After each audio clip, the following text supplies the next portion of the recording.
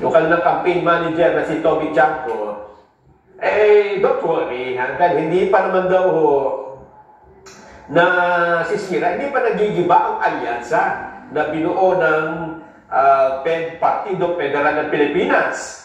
Meron ding Lakas, CFD, Nationalist People's Coalition, National Unity Party at Nationalista Party. Kung titingnan nyo, napakatibay ng mga partidong ito, malalaki. Pero ba't nagkagano'n? Unti-unting parang nagigiba.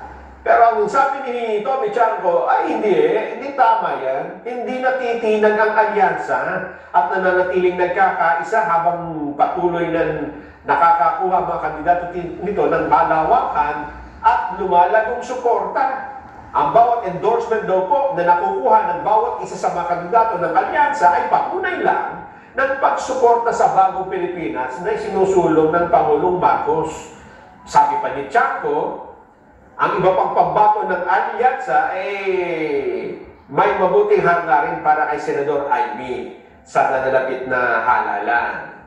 Kaya ang tingin nila dito ay lalo lumalakas ang alyansa. Kasi yung mga kandidato nila ay sinusuportahan ng kahit mga itinuturing nila kalaban sa politika. Ayun. Talaga naman. Ayun, no? Ang ibig sabihin ng intim, bukod dun sa ipaglalaban tayo ni Amy Marcos, ay Inday, trust Amy Marcos. Ayun. Iba-iba ang ibig sabihin ng itim ngayon.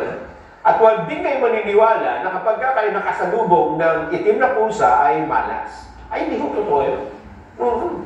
Malas kayo kung iniwan nyo yung bahay, tapos may pusa, at hindi nyo itinago yung ulam. Pagbalik nyo, wala na. Kinain na po ng pusa yan, ha? Pero yung itim na ito siguro maganda nating pag-usapan. Ha? Kasi sabi nung Malacanang, ay hindi naman talagang itim ngayon.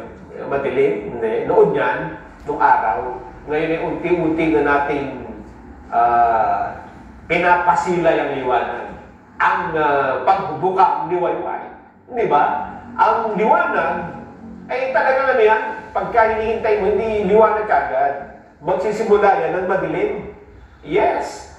Madilim, tapos biglang sisikat ang araw. Aha. So, pag-usapan natin. Yan po ang ating tatalakayin sa ating Vox Populi.